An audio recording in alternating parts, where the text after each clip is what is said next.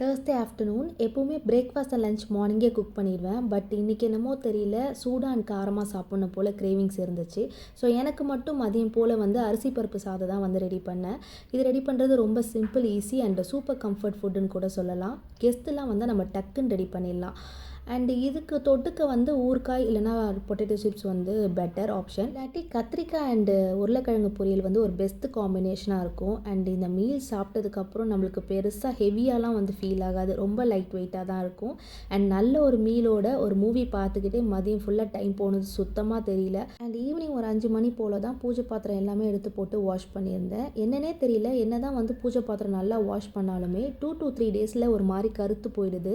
எதனால் அப்படி ஆகுதுன்னு தெரியல. அப்படி ஆகாமல் இருக்க எதனா டிப்ஸ் இருந்துச்சுன்னா கண்டிப்பாக ஷேர் பண்ணுங்கள். இன்றைக்கி ஈவினிங் 6:30 மணி to 7:30 மணி வந்து கௌரி நல்ல நேரனால அந்த டைம் தான் வந்து நான் சுவாமிக்கு வந்து பூஜை பண்ணியிருந்தேன்.